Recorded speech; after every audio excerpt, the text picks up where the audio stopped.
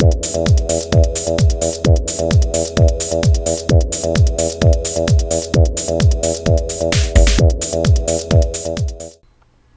we're back at the ACBA, and I have to apologize first. I accidentally bumped my display station, and Iron Monger here took a tumble, and I had to prop him back up. I tried as best as I could to put him where I had placed him originally. I think I got pretty close, but I think the arm was a little different than what it was before. Actually, it looks, I think, a little bit better now that it took a tumble.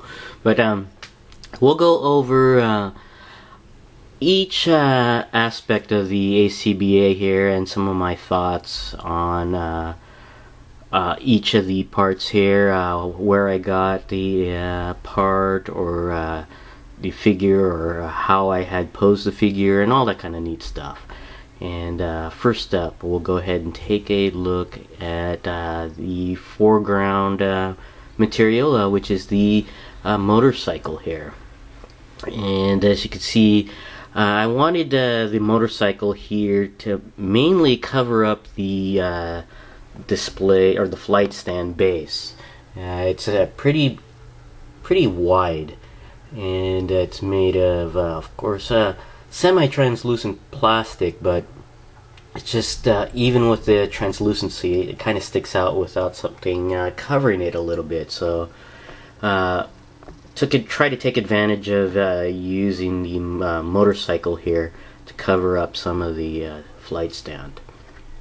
Now, this motorcycle was not the first choice of a foreground object. I originally had this one over here, and this it's a nice scaled motorcycle. It was the first thing I picked out of Munchkin number 2's toy bin, and I tried to use this initially, and it's actually pretty nice. The only thing is that after looking at it, you got these fangs here, and you got these eyes. This, I think, is from his one of his Power Rangers. And after taking some test footage with this particular motorcycle, it kind of stuck out, and it just kind of clashed with the figures on there. So I decided to find something else, and I thought about actually just, instead of using a motorcycle, to use a small scale bicycle. I decided to try using a bicycle and a smaller 4-inch scale figure to represent a kid on there instead of the guy on the bench there, and just I don't know, to add some, ooh, you know, a kid was injured during this fight type of thing. But I went to some stores. I couldn't find my Munchkin's. He has like a small BMX bike type of thing, and I couldn't find it. So I went to some stores to see if I could find a bike and a rider, and I couldn't find a bike and rider combination. And the bicycles were a little too expensive than what I thought they would be. They were almost upwards to $10, and I was like, nah, never mind. And decided to go. I was gonna go back to the motorcycle, but then I remembered I had another motorcycle, and I remembered from one of my contest entries as a prize from Super Doggy Dog, Hang Loose, by the way. He had given me a motorcycle, and it was this one here. And it's like, this is the actually perfect scale. This is for, I believe, one of the X-Men Classics line, I'm not sure. And I had it in storage, so I had to go find it in storage. And it's a nice, cool bike. It's much better than this motorcycle. Well, actually, I think it blends better, I should say. This is still a pretty nice looking bike for a Power Ranger motorcycle. But anyways, I found this here and decided to go ahead and use this. And I actually thought about painting the X's into just fill in the gold parts and just make it a black circle there, just so it doesn't identify it as an X-Men bike. But in the end, I had it here, and hopefully nobody really noticed it too much. And if you're an eagle eye, you would have spotted the X on the motorcycle on my final video. Okay, on to the next prop, which is the motorcycle rider that's hanging over the bench there. And this is a one where I was kind of stretching the rules a bit. The one I actually, I think, kind of pushed the boundary of Chartemus's rules. And one of the rules Chartemus had was only 2 characters. And not just limited to figures, but just 2 characters. And having this guy here on the bench was a bit, I think, questionable whether he was a character or a prop. And hopefully Chartemus decides that this is a prop, because this is his contest. It's really his decision to make. And if I get disqualified, so be it. But I consider this more of a prop than a character. And to make it more a prop, I didn't show the guy's face. I just have him hanging over the bench, a casualty of the fight that's going on. You don't know who the guy is. It's just really in the background, and it's just, I think, a prop. And this is a figure. You may be wondering what figure it is, since I don't have the face shown on here. And this is a figure that also was a contest prize from Super Doggy Dog's contest. And I do have the motorcycle that came with the prize, and and it's got an X-Men logo on there, so maybe Wolverine, who knows, but it's actually Ghost Rider. So he had some leather pants, and I think it just went perfect with the type of bike that was on as the foreground prop.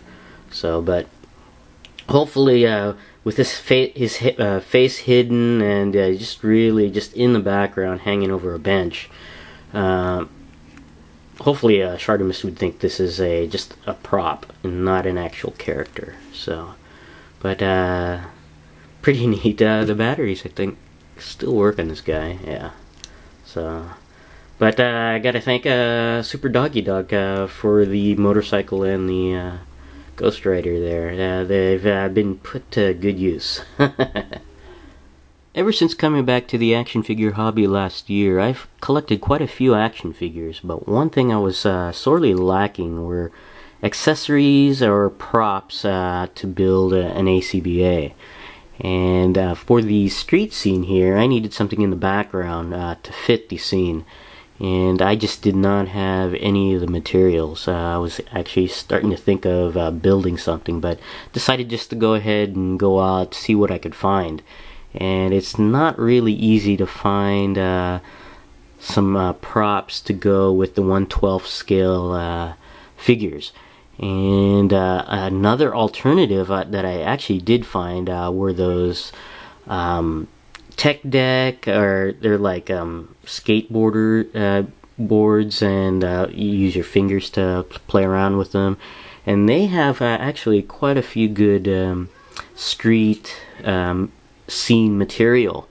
And so I started looking through those, and I was at a Kmart, and the tech deck stuff had some neat stuff. They had a newspaper vending machine, a mailbox, all put together, but it was a little bit expensive. It was like over $12 just for that and a pair of skateboards. I was really looking for something cheap. I didn't want to spend too much money, at the time, and I was at a Kmart and I found this here instead. It was on clearance. These are wild grinders, I guess another skateboard or fingerboard type of toy, and I guess they sell these accessories separately, and the one I found here was the bus bench, which this set only was on clearance for only $5, and they also have some stuff like a dumpster here, a doghouse, another type of bench, a barricade. It's actually kind of neat. I may go back if I could see if I can find these on clearance. But these actually make great alternatives on here. Oh, that's it. Oh, man. It looks like I missed this. It looks like some stickers I could probably have applied on the bench to make it look a little bit worn. Wish I found that earlier. But just taking a look here at the bench, it's made of plastic here, and it's got a little advertisement here. I don't know if that's for a magazine or not, but these stickers would probably been pretty nice to stick on here to make it look like it was well used. But pretty neat accessory. It fits closely with the 1/12 scale. But I think it's just a little bit smaller, but good enough for a diorama scene. So that if you can find this one was called Wild Grinders or the Tech Deck. I think those would be great prop material if you don't have any like I don't. So, but take a look at those. These are actually pretty neat. Okie dokes, we're gonna go ahead and take a look at the street scene itself, and I've removed all of the actors and props, and we'll go ahead and take a look at my sidewalk first, which is basically a piece of foam board here, and unfortunately through the video you really couldn't pick out any of the details that I put into it, which this is unfortunate. But I guess you have to live and learn, and on my next one hopefully I'll bring out more of the details on this. And like I said, this is just a piece of foam board. It looks kind of warped now. I think it was because of the paint. I took a just plain white, I think it's Elmer's poster board, foam board. Took some paint here. I got this at Walmart for like under $1. This one is steel gray, and just used a really cheap brush, foam brush here, and just painted it gray all around. And I tried to add a little bit of detail on here. I took a sharp knife and just slightly put a groove into here to resemble the sections of the sidewalk here, and used a pen to darken the lines. I was thinking about using a wash, but I tried doing a test on the other side here, and in the wash here you can see it looks a little bit dirty and a little bit muddled. It might be good for a wet, rainy scene in the future, but I just went ahead and, since that didn't turn out the way I wanted it to turn out, I just went ahead and used a ballpoint pen to fill in the lines on the grooves of the sidewalk, and just took another really slight coat of paint to at least make it faded in some parts of the sidewalk. Unfortunately, if you look at the final video, you really can't see any of the detail, so I'll have to learn to make these stand out a little bit better in the future on there. And this was not my first choice of material to use for a sidewalk. I actually had other choices in mind. I bought this here at Walmart too when I was gathering my materials. It's just basically styrofoam on here, but the material on here is very porous, and I didn't think the paint would and it didn't really resemble a sidewalk too much on there. And like I said, I think the paint would have sunk in, and it just, the texture, I don't think would have turned out too well. So I may use something else for this in the future. And my next choice was actually this, which I found at Michael's, which was floral foam, I guess, but I do not recommend working with this, because this is it's very powdery when you cut into this. I have a foam cutter, and it's a big, huge mess. I don't know if you can see it on the fingers now, but there's a lot of powdery material from this foam. It just makes a huge mess, and I don't recommend using this for dioramas unless you want green powder all over your area there. And next thing we'll actually take a look at is the actual street. And I was originally going to use, again, just a foam board here, and you can see I use it as the bottom of my base on here. And I was just going to paint it black and paint the lane divider there. But when I was at Walmart gathering the materials for my ACBA, I ran into a set of cork tile out, and it was actually the perfect size that I needed. It was 12 inch by 12 inch. And I looked at it, and if you actually, the details in the final video don't pick it up, but if you look at the details of the cork, it actually does look in a similar way to asphalt. And so what I did is went ahead and picked it up, and just got some of this here, Citadel color. It's basically black primer that I use for my Lord of the Rings and Warhammer figures.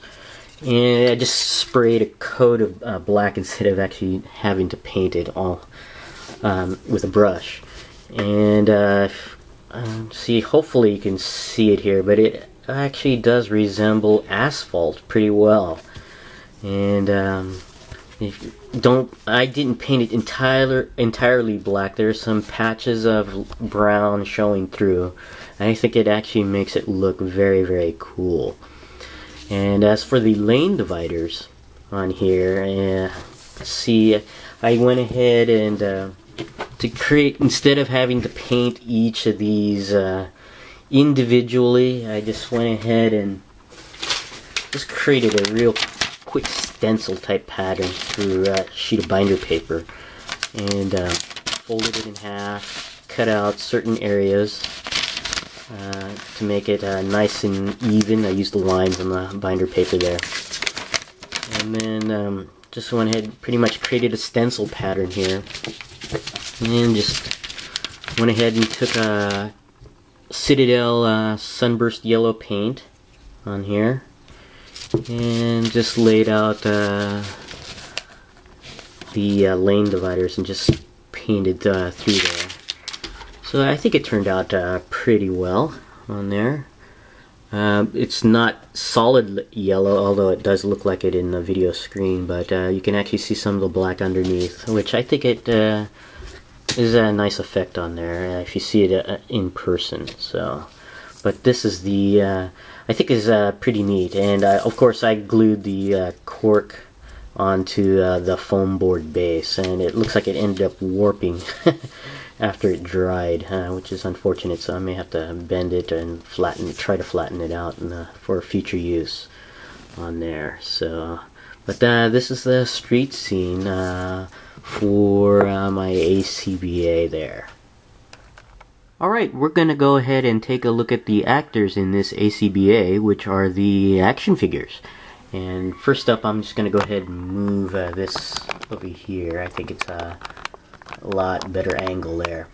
And also, I'm just gonna go ahead and recommend the book again, the How to Draw Comics the Marvel Way by Stan Lee and John Buscema. It's just a great book, not only on how to draw comics and using the tips from that to draw comics, but also that it's a great guide just for posing your figures as well, and using the camera at certain angles, and it's just a great resource for both drawing and for ACBAs. And for example, there's actually one page that I do remember from that book. I just wish I had my book available. It's still in storage. But anyways, now there is one page in that book I do remember on deciding on what is the most dynamic way to draw or pose the superhero. And that one page illustrated a superhero throwing a punch, and it was a sequence of drawings all on a single page, much like Bugnice's multiple figures to show a flow of motion. And it showed a punch from the wind-up all the way to the follow-through. And John and Stan comment on that page on which is the most dynamic one to use. And of course it's not a rule, it's a guide, but just looking at that sequence of a person throwing a punch, you really can tell what is most dynamic and what's alright. It shows, like I said, a sequence from the wind-up through the midway through the punch to the point of impact on the punch and through the follow-through. And from what I remember, the one that was most recommended was either ends of those punches, either the wind-up or the follow-through, and the midway and partway through the punch. It looks good, but it's just that it doesn't provide enough impact or a lot of wow factor, you could say.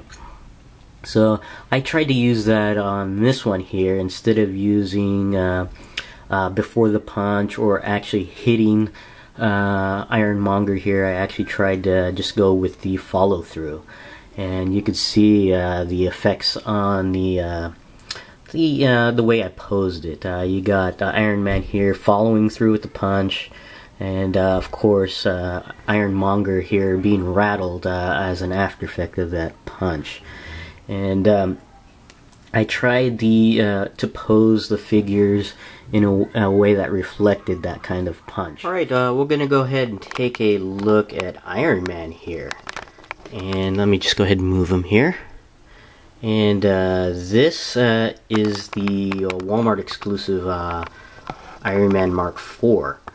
And to get this guy in this pose, I guess the best reference that you can actually use to pose your figures are comic books.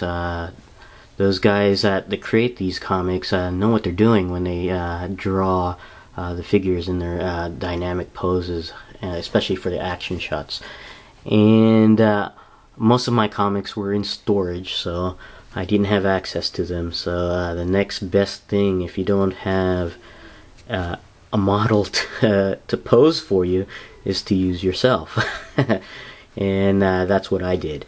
The Munchkins certainly had a large laugh looking at their old man doing slow motion punches in the air in front of a mirror, just to note where the position of the arms and legs and hands and feet, and just trying to replicate it with the figure.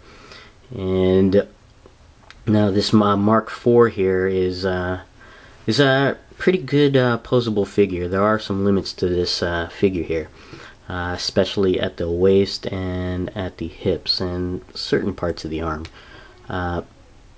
You really can't. This figure does not have a waist swivel. I wish it did, but it doesn't. So you really have to rely on this torso joint to accentuate the throw of the punch.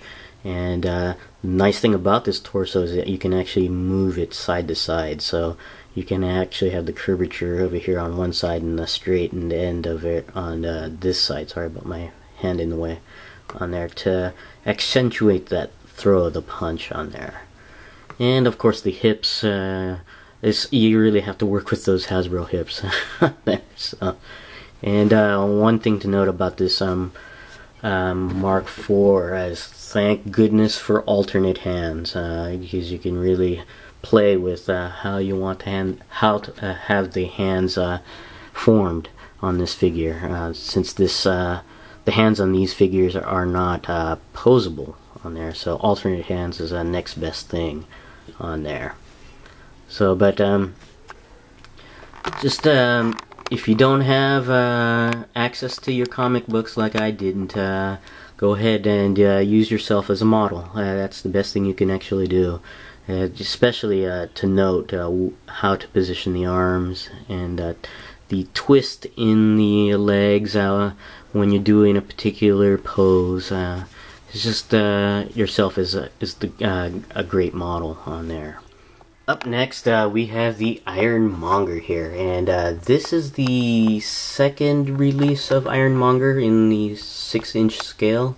I believe the first one was the bronze-colored one, and I have to admit that at first I did not like this figure when it was in the package, and it's because of that Obadiah Stane gimmick thing with the opening cockpit. I just really did not like it, but I soon found out after opening both the bronze colored Ironmonger and this Ironmonger that this Ironmonger is much better than the bronze one, mainly because the first release Ironmonger had a severe gimmick on the leg which limits the posability on there. Now this particular Ironmonger has that opening cockpit and does not have any head articulation, but with a bit of super glue I can really fix that opening cockpit and then just keep it closed.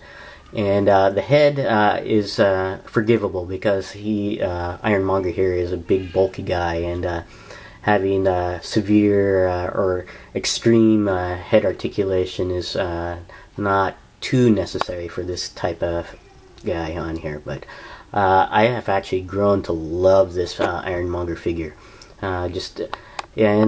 Taking a look here, he is actually quite posable. He's decently posable. He's got articulation, hinge ball joints everywhere, and it's not too hard to get this guy in some dynamic poses. Now, for this particular pose, he's being knocked almost off his feet.